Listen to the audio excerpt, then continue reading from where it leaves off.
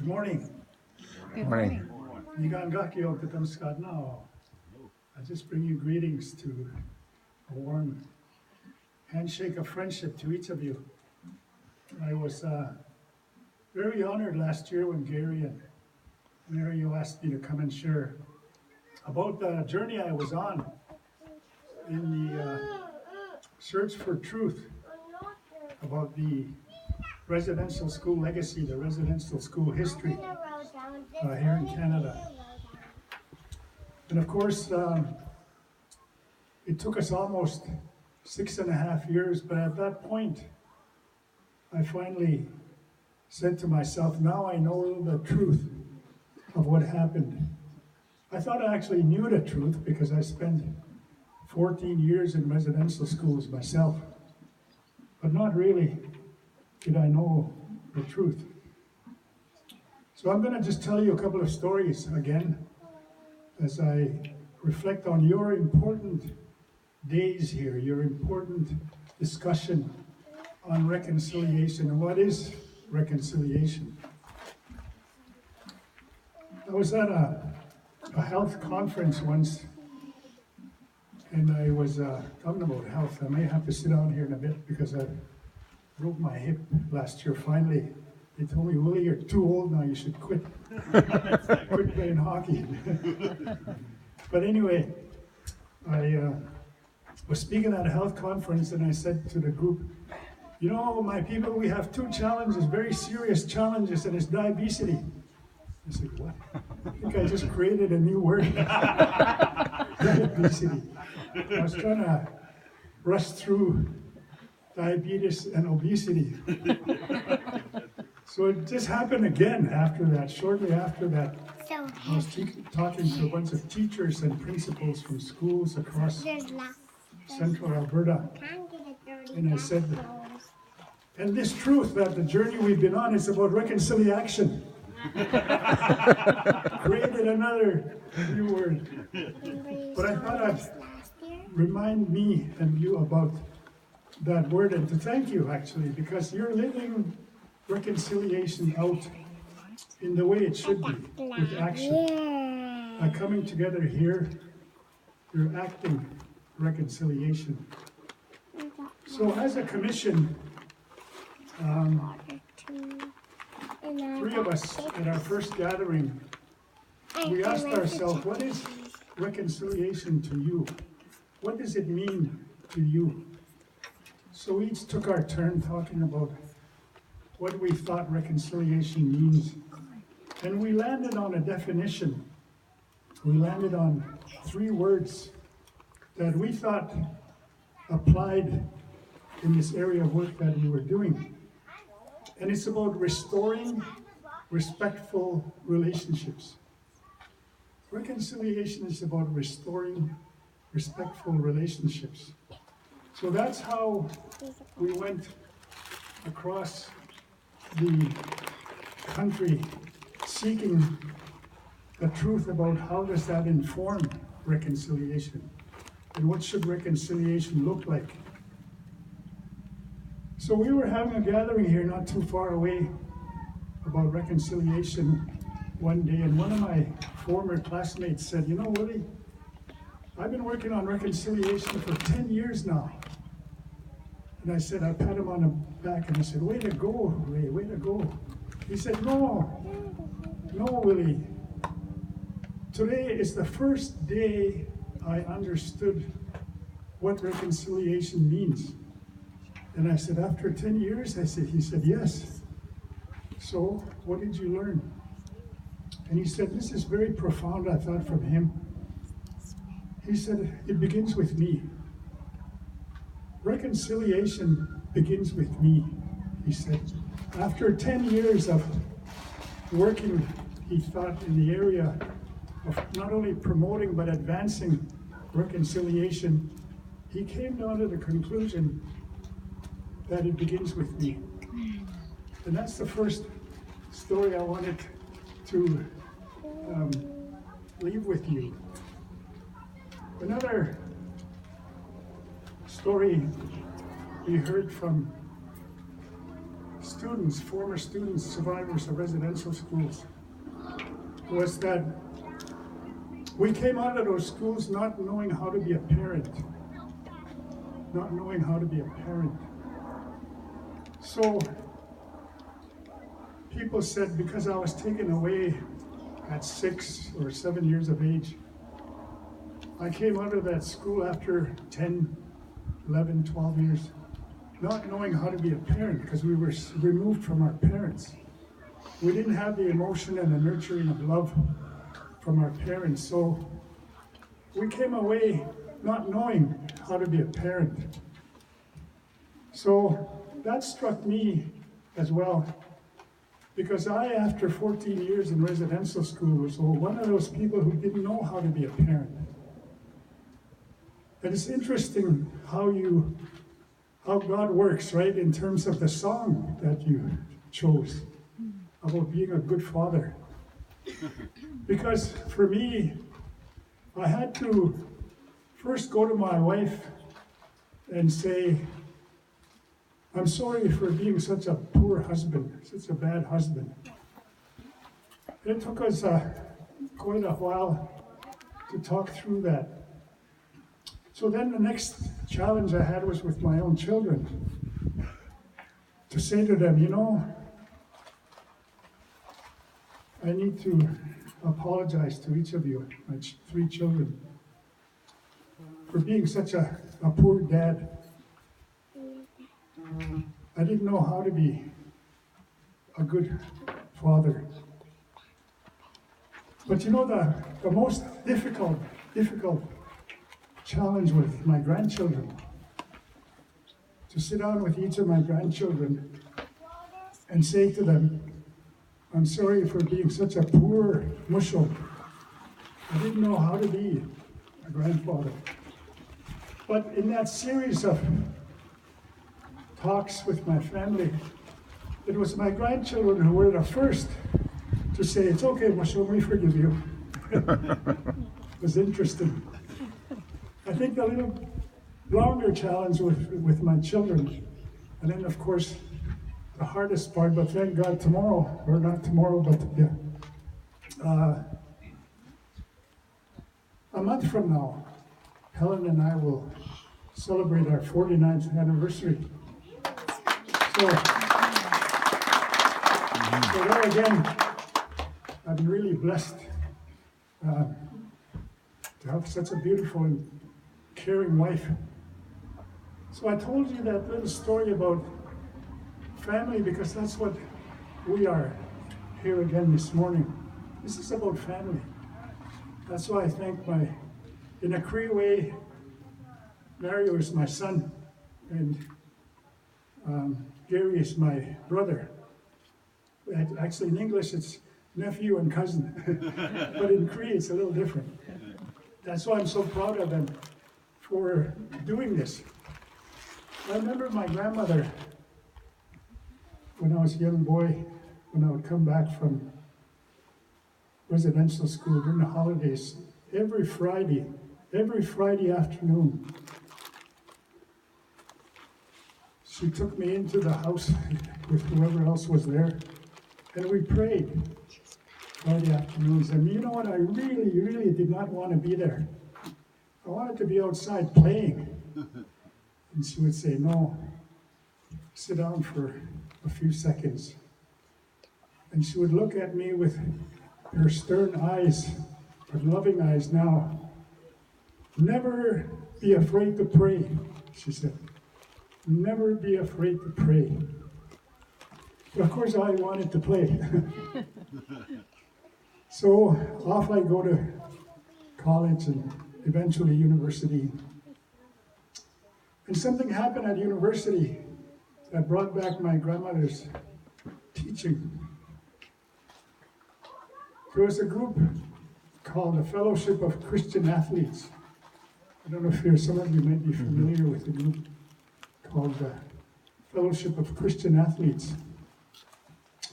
And one day during basketball practice, they stopped for halfway point and they shared prayer together. And I looked around the gym. Geez, I hope nobody's here that knows me. I was ashamed, actually, to attend a prayer circle, group of athletes, because I was playing hockey at the time as well. And they too had prayer circles. And my grandma's words came back to never be afraid to pray. Because I'm thinking, well, I'm a hockey player, I play football, I'm supposed to be tough, macho. We don't pray. It's a sign of weakness, right? So thankfully that seed was planted in my mind and soul by my grandmother to never be afraid to pray. That's why I acknowledge you and thank you so much for what you're doing here and what you've done and what we do on a daily basis. So off I go to Parliament, member Parliament. And we have prayer breakfasts in Parliament every Wednesday morning. As members of Parliament, we gather, share time in prayer. And then there's a Prime Minister's prayer breakfast that's held every year. Prime Minister gathers people together for prayer. And wouldn't you know it, the President of the United States also has prayer breakfasts. And I was picked to attend a prayer breakfast in Washington. So I did. I didn't hesitate to go. But little did I know that I was going to be sitting at a table with total strangers. And of course, from all over the world, not just the United States. And I was sitting there myself, kind of feeling displaced or misplaced, because we went around in a circle and introduced ourselves. And it reminded me of an introduction I had at a reunion at law school. We had a reunion, it was 25 years later. We had a reunion. All of us sat around in a circle and we introduced ourselves. The first guy says, I'm so-and-so, I'm class of 79 and I'm a judge. Arizona State, the next one. I'm so-and-so, I'm a graduate of 1981, and I'm a judge. Blackfoot Tribal Court, she says, going on over here. I'm so-and-so, class of 75, and I'm a judge, New Mexico State Court of Appeal. They're getting closer and closer to me. So I said, good afternoon, my name is Willie Littlechild. I'm a graduate of 1971, and I'm a rodeo judge. I got even, everybody was a judge. But I was actually judging a rodeo that same weekend, so I was telling the truth. So at this prayer breakfast, these people from all over the world are introducing themselves, and there's two people right across from me introduced themselves, which country they were from, and they looked at each other. They stopped. We stopped right there because they got up and shook hands. And then when they sat down, they said, you know, my brother here who just introduced himself, in my country, both of our countries have been at war for 10 years. And I didn't know him till now. He didn't know me till now. But as we shook hands here, we're going to pledge, we're going to go home now and speak to each of our countries and try and promote peace. You see, that's the power of prayer, right? Total strangers coming together. And as good Lord works in this instance, he was calling on them to promote peace. Just like he's calling on you and us to promote reconciliation. Really, it's about peace and reconciliation. I don't know, is anyone here from Wetaskiwin? I see one hand. Well, a little story. Just over here, behind us, is a place called Sputnik. Just below that is Musquecheese. The hills of peace is what it means in English. This area here. And apparently in old times, there were a lot of bear here. So it's also known as Bear Hills. But the important connection is Wetaskiwin. You see, Wetaskiwin is a very unfortunate mispronunciation of our neighbor, Wetaskiwin. So every time you drive by, I'll say the word, Wetaskiwin, you'll see a water tower on Main Street going north-south. And on top of the water tower, it says Wetaskiwin. You know Wetaskiwin, you know what it means in Cree? Having good relations. Having good relations. It's interesting because that's another definition of reconciliation, isn't it? It's also about restoring respectful relationships, yes, where harm was done, but it's also about having good relations from any point. So when we drive through Wetaskiwin, it's a daily reminder for each of us that we don't only promote this today on Sunday or on a weekend. It's a daily reminder that for each of us, we should work towards having good relations. So I'm very thankful to each of you for pausing to reflect on that. Another story is that a couple of old people that I admired, one of them in particular I admired, one time I asked him, how do you become a Canadian champion? Oh, before I tell you that story, let me finish that breakfast story. The mayor of Wetaskiwin decides he's going to have a prayer breakfast, just like the premier has a prayer breakfast. And of course, I'm invited. I'm at the head table. And the MC says, now we'll hear from the head table to introduce themselves. They start on the left. Guy gets up and he says, I'm Lloyd Johnson. I'm a council member here in the city of Wetaskiwin. Over here. Good morning, everyone. My name is Dale Johnson. I'm the member of parliament for this constituency. Go back over here. Good morning. My name is Halvard Johnson. I'm the MLA here from Panoga. So we have a mayor, MP, MLA. So when I got up, I said, good morning, my name is Willie Littlechild and I'm the mayor of Hobima. But you see these prayer breakfasts that were happening, I want to mention that we had a couple of prayer breakfasts here that Musco Chiefs were invited chiefs to come together and share prayer. And we haven't had that happen for a long time. I partially share the blame, but I'm going to share it with my brother and my son. Maybe it's a time again to have a chief's prayer breakfast. Because look at what happened in Washington when two total strangers met so they could promote peace. And maybe we won't know if we do it again what the purpose of that might be. So I would encourage us to think about it. So going back to rodeo, I asked the old man, how do you become a Canadian champion? And he looked at me and he said one word. He said, balance. I'm waiting for more information. Balance.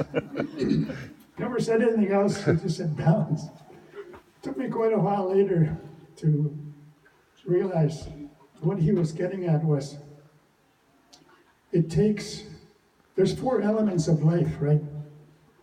For a good athlete to become a Canadian champion, you need to focus very hard on your physical side of life. Take care of your body, be careful of what you put into your mouth or your mind. The mental element, that it requires a lot of discipline and courage to train yourself in the right way. And culturally, to always be proud of who you are. It's like a building with 4 walls.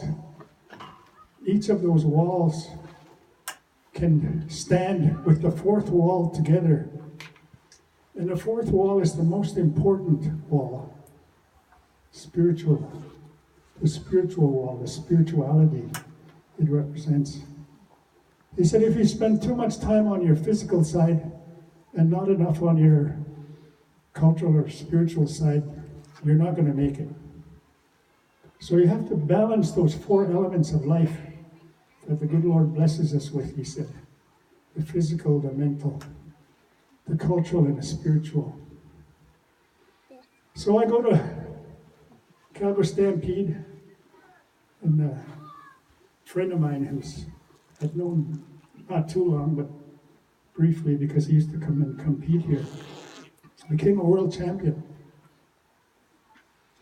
Before he rode, a sportscaster went to another former world champion and asked an innocent question in a way. She said to a bull rider named Freckles Brown, he was competing as a bull rider when he was 59 years old in the professional rodeo circuit. So she was curious as to how he got there, how he would last that long. So she said, what's the difference between a world champion and an ordinary champion? And he said, it's what you did the night before. You see, it takes a split second for a bull to actually possibly take your life, to kill you in that sport. It's so dangerous. So he said, the difference between an ordinary champion and a world champion is that split second. What you did the night before. Did you go out and party? Did you go out and get drunk? Did you, like my mother used to say, you can't be flying with the eagles in the morning if you're out hooting with the owls all night. Yes, so. So he said, it's a split second, and that's determined by what you do the night before. You see, if you're riding a bull and he turns, it takes the bull a split second to buck you off and then come after you, to possibly kill you. So it's that split second that's the difference. So in comes Ted Noose, Calgary Stampede world champion. And we had a chance to talk. So I related that story with him, to him. And he said, you know what else, Willie? I said, what? You have to get right with the Lord. You have to get right with God. You have to get right with Jesus. You see that split second the night before? Had you not been partying, drinking, or whatever, if you had paused the night before in prayer, that's the difference. He said, two old-timer cowboys in their stories, but so rich in terms of story. So I applaud your courage. I applaud your strength. Your courage because you take time away from probably something else that you could be doing, but no, you come here and you talk about how do we have good relationships? How do we have good, actually going back to Ted Noose, how do we get right with God? And that's the sort of positive messaging that I've had from different athletes, different areas. Because remember, I'm the guy who was ashamed to go to the basketball practice. I was looking around, like I said, hoping that nobody was there that knew me, because I'm embarrassed. But now I'm encouraged and strengthened by events like this, to be able to come here and share stories in a good way about getting right with God. So this camp, and I'm glad to see so many children here, because while they're praying, Wait a minute. I'm going to tell you another Cree word. Maskochis with Tusky Win. Injip.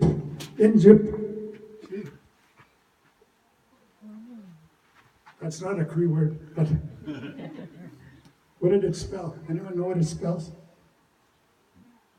In the name of Jesus, I play. That's kind of a motto for athletes. In the name of Jesus, I play. See how these words come into my way? Reconciliation and diabetes, Egypt, and the children are praying. Actually, they are, aren't they? Enjoy as they pray, play. So, thank you for, because we know while they're doing that, they're listening anyway. So I'm going to close with another illustration. And it's about getting up, or lifting each other up. Because we all know that we all fail, we all fall down sometimes, but it's how we get up. And of course, Jesus is there to pick us up. And you remember that there's a picture of a set of footprints on the sand. Remember that picture of a set of footprints on the sand? Mm-hmm. I was getting upset. He said that. Well, this other guy also was upset. He got up in the morning, on Saturday morning, and he said, Lord, I prayed to you yesterday that I would win this lottery last night. And I didn't win. How come? I prayed to you. The Lord looks down and he says, did you buy a ticket? Well, no. Well, you got to do your share. So it's like that, isn't it? So we need to do our share. But the footprints in the sand, there's only one person walking, it looks like. But the message there is when the person was disappointed, when he was down, that the Lord didn't pick him up. And in the back of the picture it says, those are Jesus' footprints each time he picked you up and carried you. So those single footprints are also important. So when you combine all that, that's all about love that my son mentioned in the opening words this morning, and thank you for starting us in such a good way in a prayer song. But it's all about not only reconciliation, as I said, but reconciliation. And we need to continue these events. Maybe more often. I know you're prayerful people and you do that every day anyway. But to make the circle grow bigger and bigger, that would be my wish and prayer for all of us. So thank you for spending so much of your time with me this morning.